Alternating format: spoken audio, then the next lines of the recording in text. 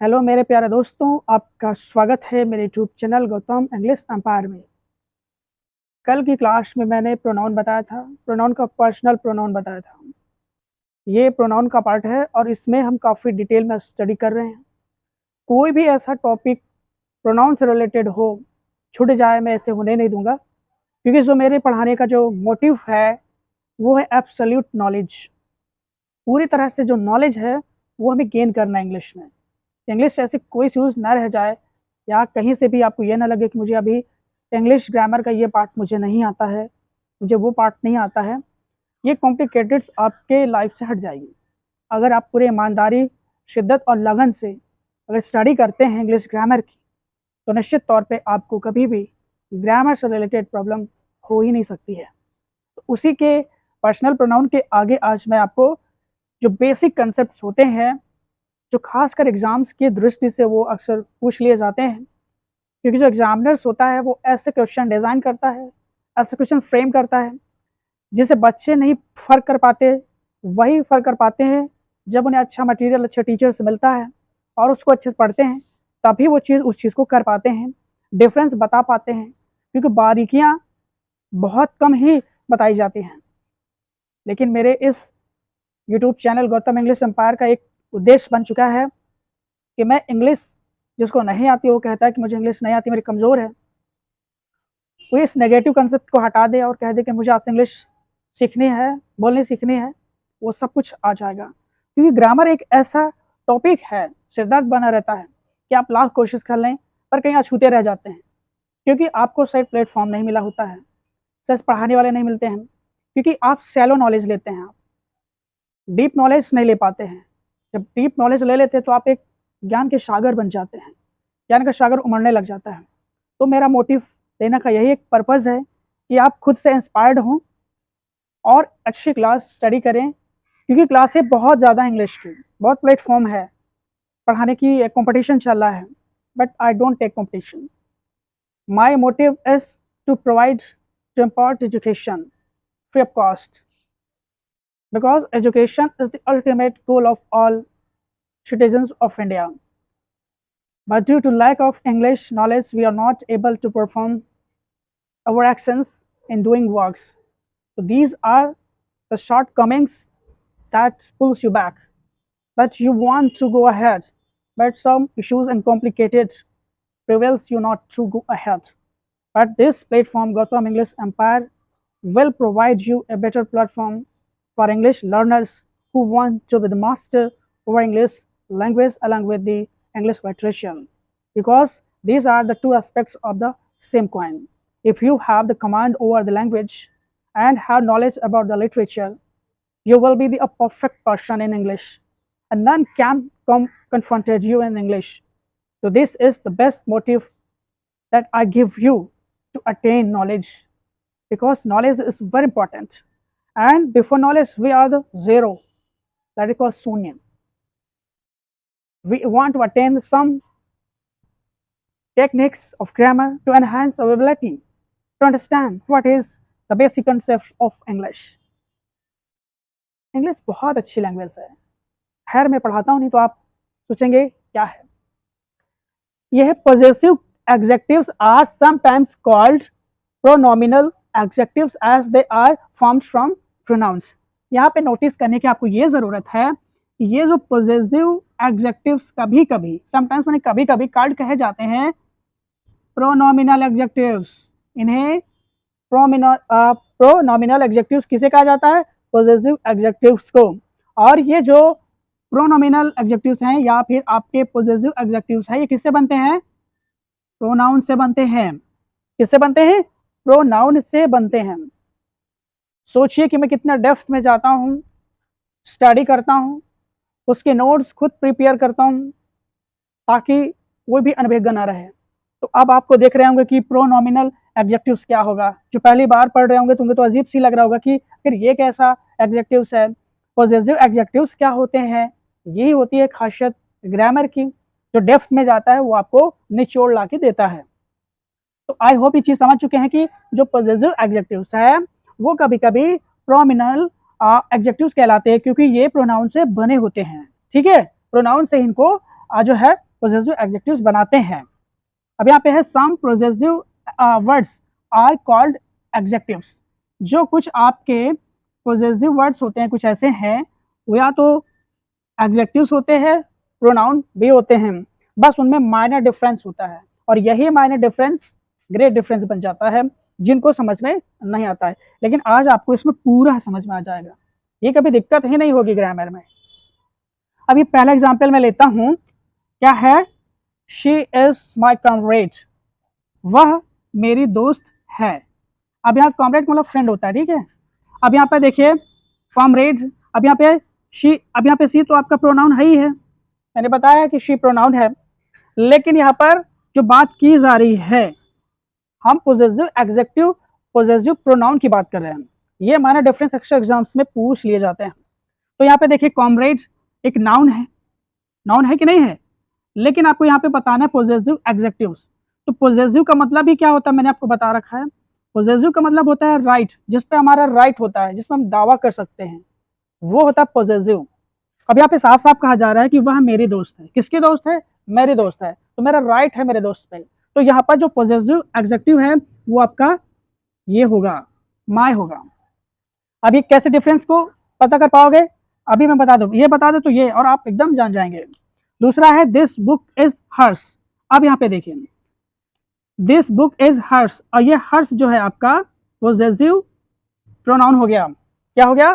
Possessive pronoun, यानी कि यह किताब उसकी है, यह किताब उसकी है। तो यहाँ पे डिफरेंस क्या है कि देखिए जो आपका पोजेसिव प्रोनाउन होगा वो वर्ब के बाद आएगा, यानी कि आखिरी में आएगा, और अमूमन इनमें एस लग जाता है। मैंने वो ग्रुप बता दिया है कि प्रोनाउन क्या है, नॉमिनेटिव केस क्या है, ऑब्जेक्टिव केस क्या है, पोजेसिव केस क्या है। कल कलेक्शन में मैंने प्रोनाउन में बताया, तो अगर उसे आपने नहीं देखा तो उसे देख लेंगे तो आप समझ में आ जाएगा। तो यहाँ पे देखिए हर्स का जो प्रयोग हुआ है ये हुआ आपका पोजेसिव प्रोनाउन, ठीक है। अब यहाँ पे देखो दैट इज योर बैग। अब यहाँ पे देखो बैग आया, नाउन है ना, नाउन के पहले ये आपका प्रोनाउन आया है, तो ये क्या बन जाएगा आपका पोजेसिव एडजेक्टिव बन जाएगा। तो यहाँ पे योर आपका पोजेसिव एडजेक्टिव है। अब यहाँ पे देखिए दैट बैग इज योर्स, अब देयर्स। अब यहाँ पे देखो देयर्स का प्रयोग हुआ है, मैंने बताया ना जो वर्ब के बाद देयर्स आ जाते हैं, योर्स आ जाता है, हर्स आ जाता है, आवर्स आ जाता है, माइन आ जाता है, वो क्या हो जाते हैं आपके पोजेसिव प्रोनाउन होते हैं। आई होप क्लियर है, आप समझ रहे हैं। अब यहाँ पे है दीज आर देयर डॉल्स।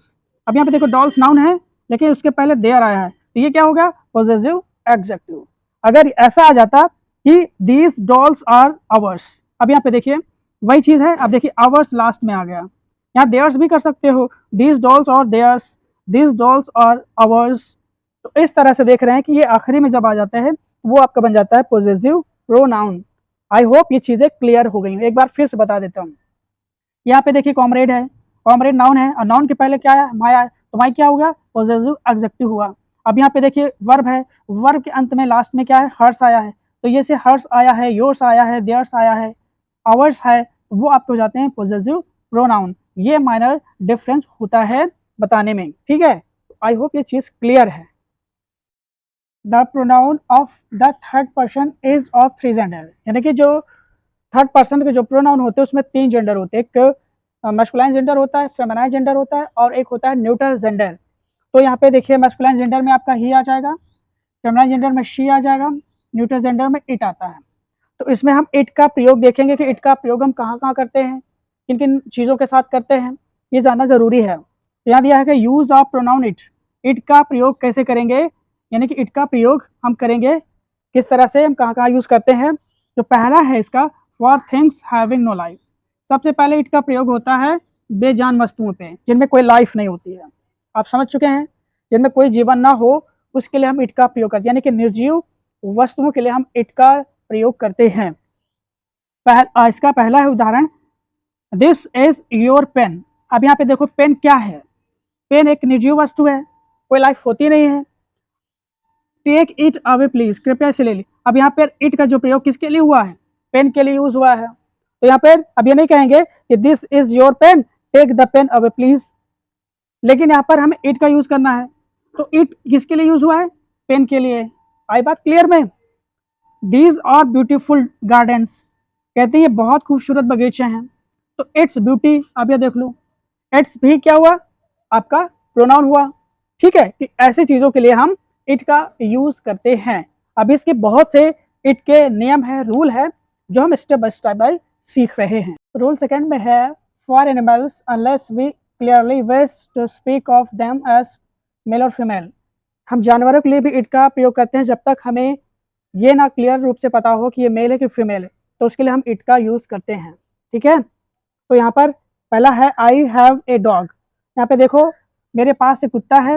अब मेरे पास एक कुत्ता है, अब ये क्लियर नहीं है कि मेल है कि फीमेल है। इट्स कलर इज ब्लैक, इसका कलर क्या है, ब्लैक है। यानी कि एनिमल्स के लिए भी इट का प्रयोग किया जाता है, कि आज आप जान लीजिए। ठीक है, चाहे आप उसे जानते हो या ना जानते हो, चाहे मेल हो या फीमेल हो, उसके लिए इट का प्रयोग लगता है, इट का यूज किया जाता है। द गोट जम्प्ड, बकरी उछली या कूदी, एंड ब्रोक इट्स लेग, और अपनी टांगे तोड़ ली। तो यहाँ पे देखिए क्या हुआ, इट का प्रयोग किसके लिए हुआ, एनिमल के लिए हुआ, गोट के लिए हुआ। तो आपसे आपको ये स्पष्ट हो जाना चाहिए कि चाहे कोई भी पशु हो या पक्षी हो, भले वो जीवित है, हम उसके लिए इट का प्रयोग करते हैं, आप ये जान लीजिएगा। क्योंकि एग्जाम्स में कभी कभी पूछ लेता है, जैसे I have a dog, his colour is black. अब यहाँ पे हिज कर दिया कलर, अब यहाँ पे समझ लीजिए एक पल के लिए, अब यहाँ पे हिज कलर इज ब्लैक, तो अब उसमें बताएगा कि इसमें कहाँ से त्रुटि है, कहाँ पे एरर है।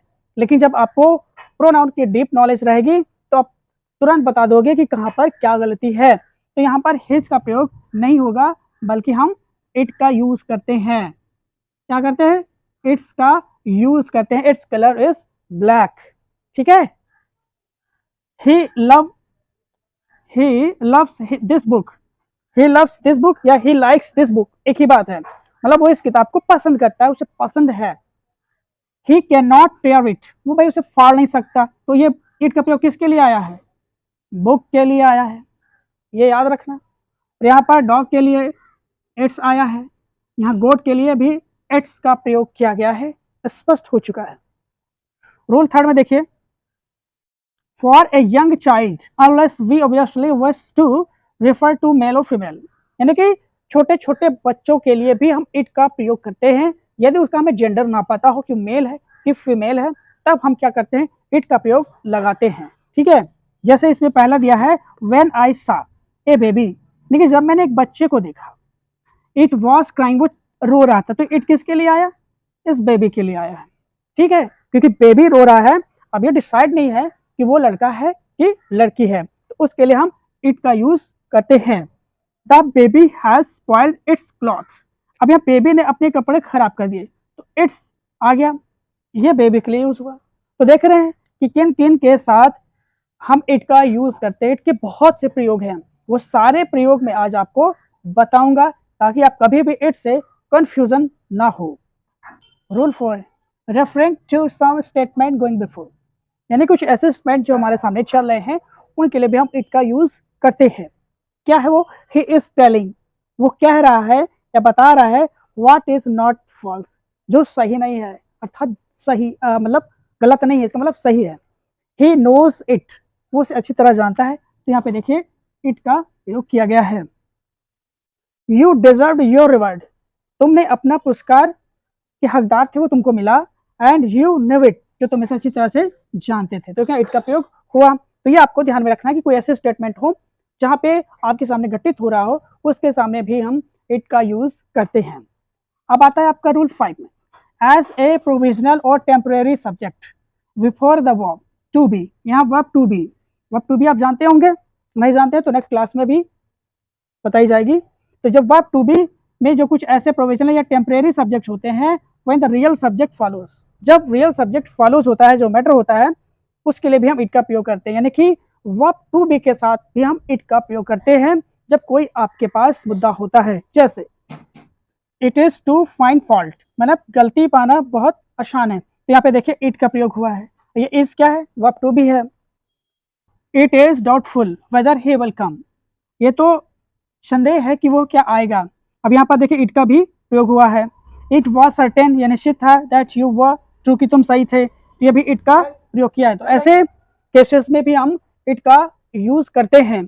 इट का प्रयोग थोड़ा लेंदी है, टाइम टेकन है, इसलिए मैं ये क्लास यहीं तक पॉज करता हूँ। मिलता हूँ नेक्स्ट क्लास में, सीखते रहिए मेरे साथ।